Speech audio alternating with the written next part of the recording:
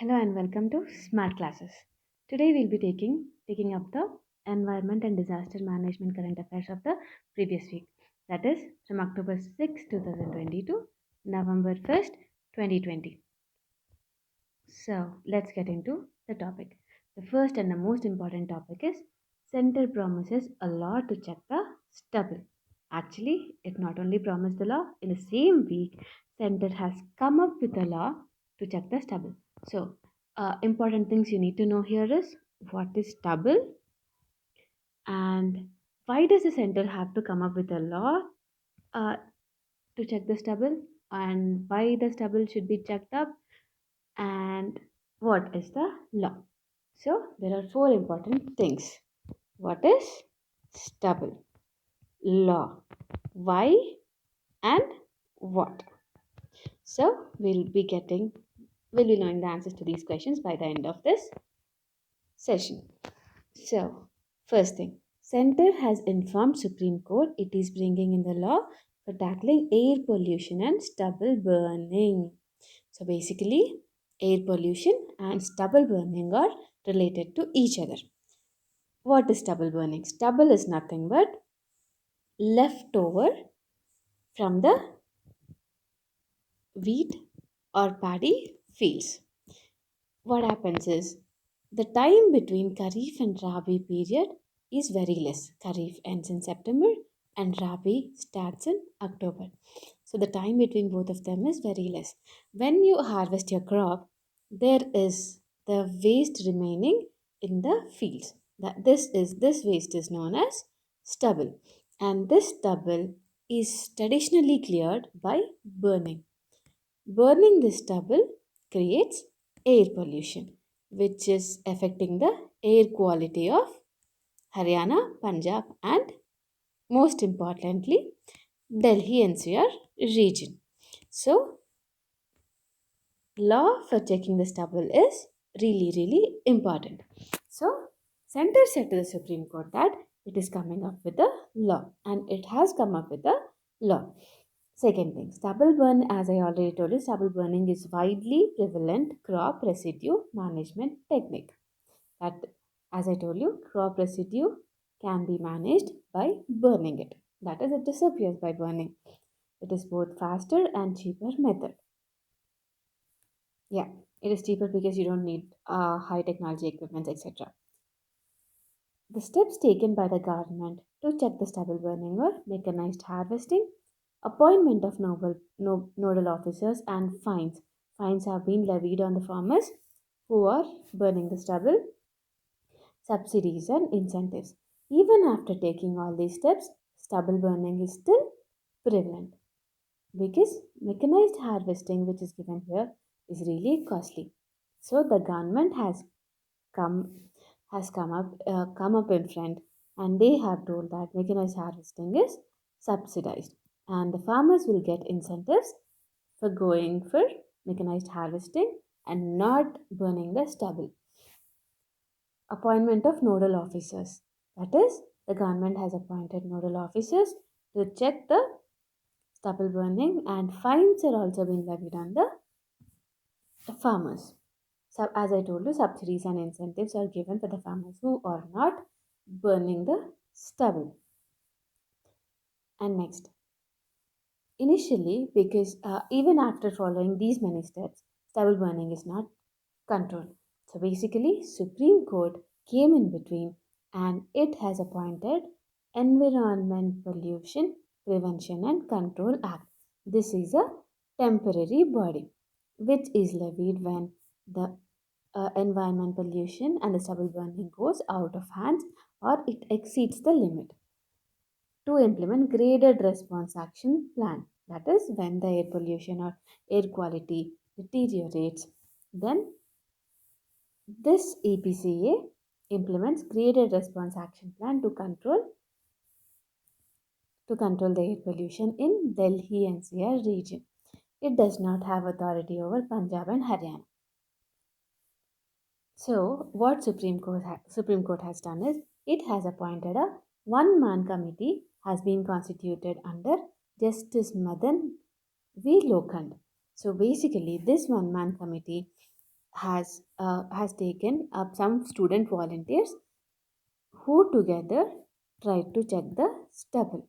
These student volunteers are taken from NCC and NSS. This week's hearing, Supreme Court has decided to put this committee on hold because the center has promised Supreme Court that they are coming up with a law to check the stubble. Supreme Court has decided to put this committee on hold. And during this hearing, center has assured Supreme Court that new law will be coming.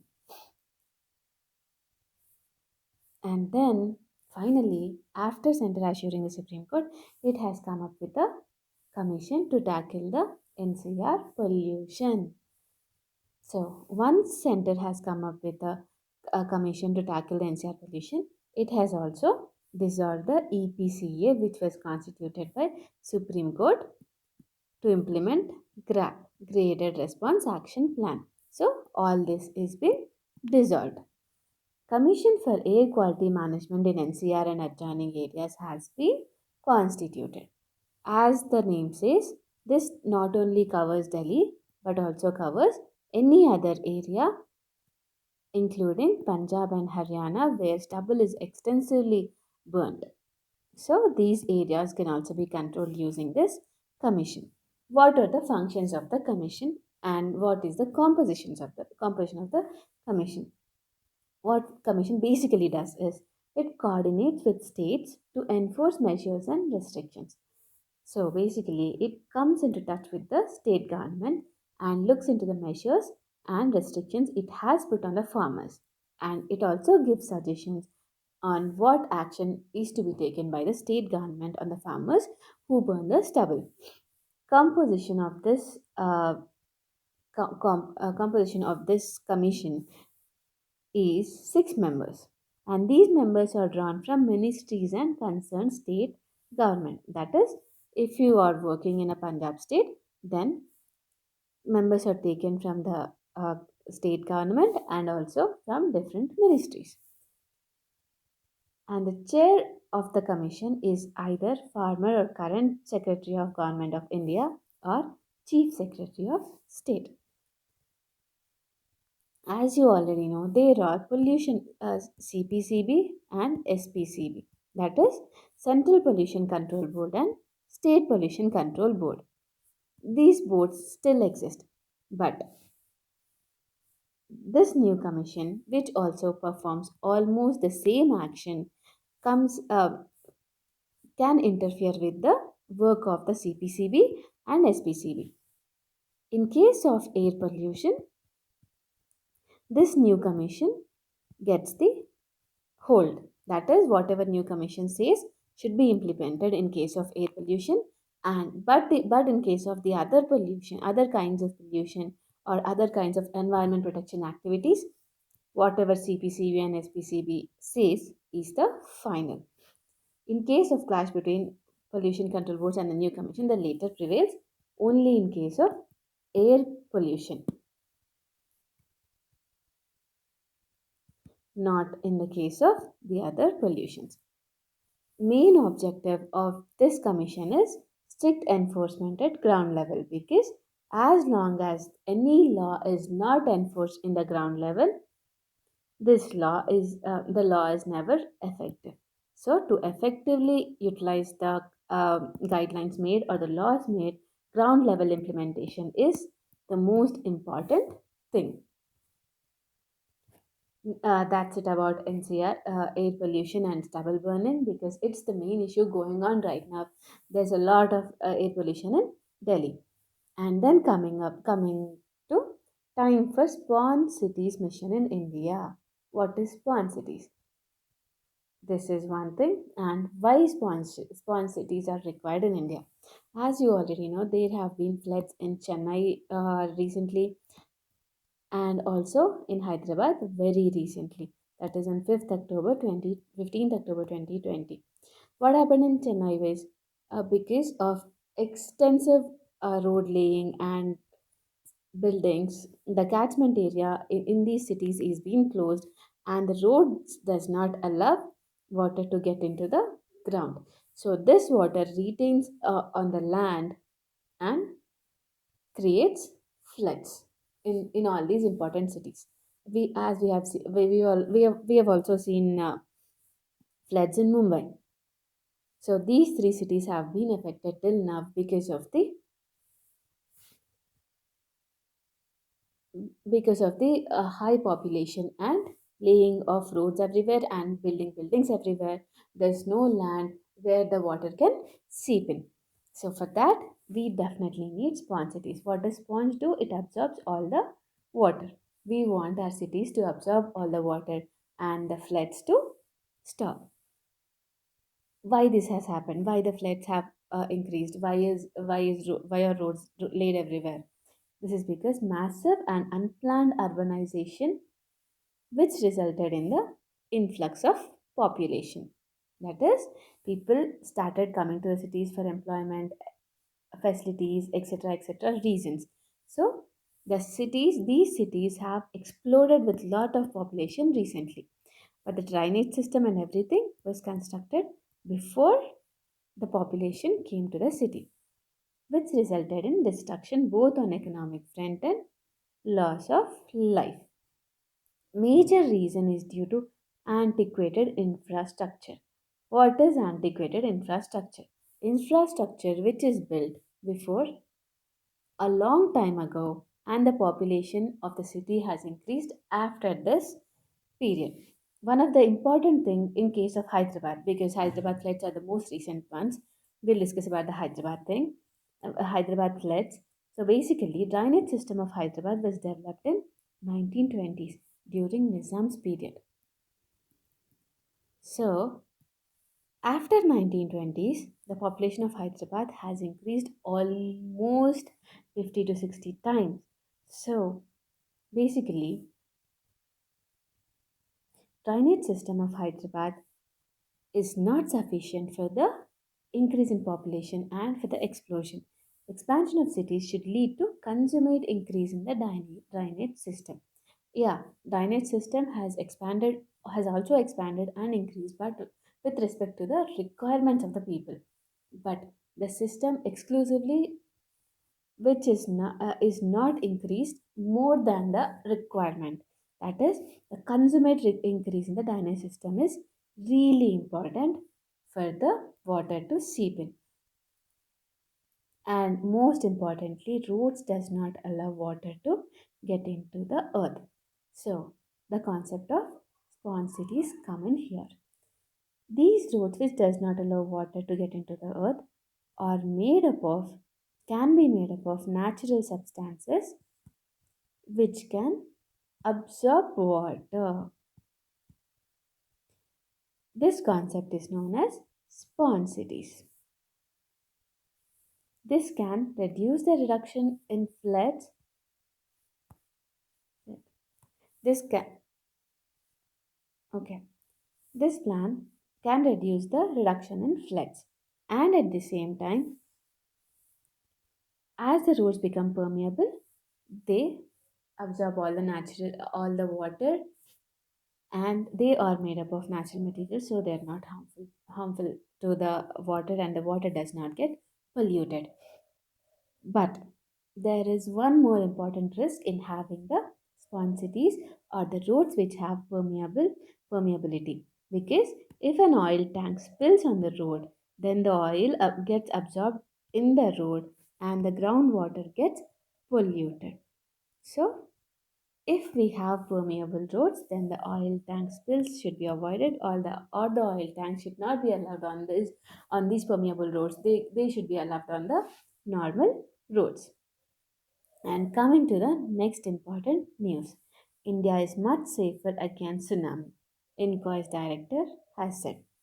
So, what is INCOIS? And why is India much safer against tsunami now?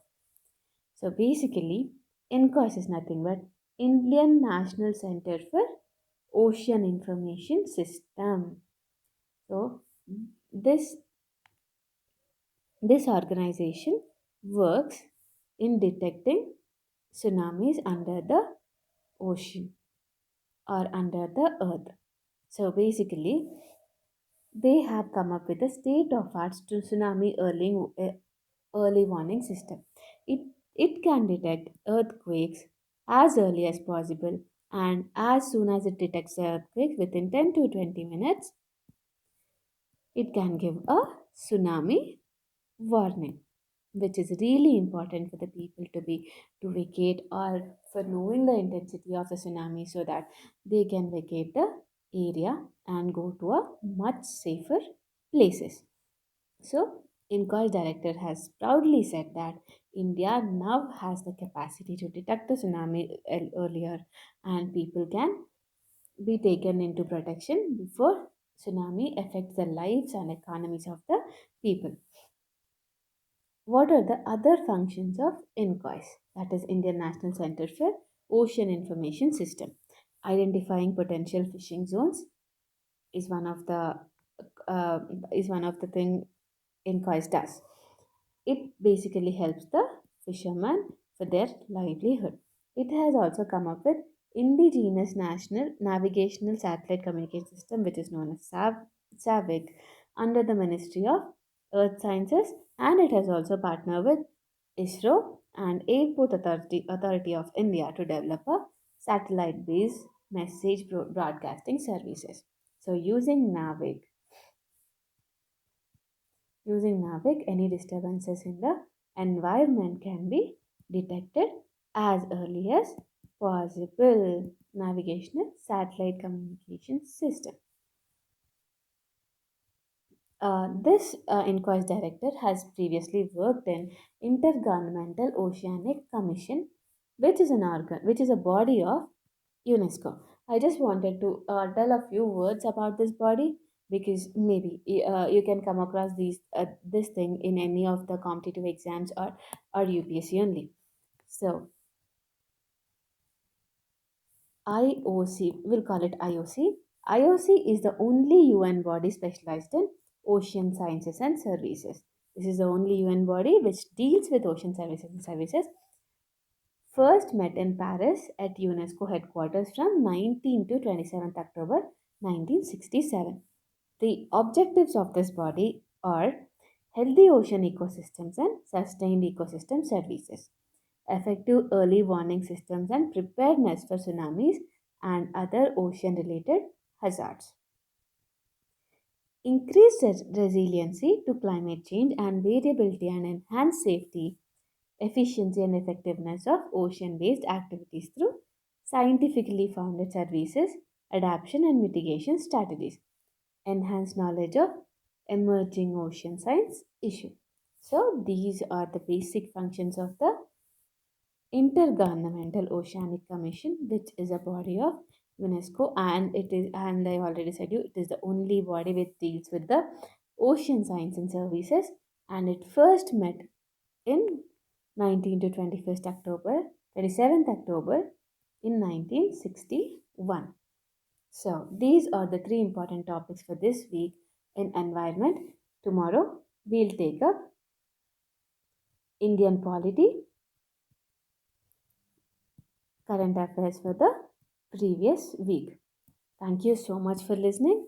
If you really like the video and you want to follow and you want to get the current affairs, please do like, share, and subscribe. And I promise you, I'll be getting better by every video. As I just started teaching, I really need your support. Thank you so much for listening.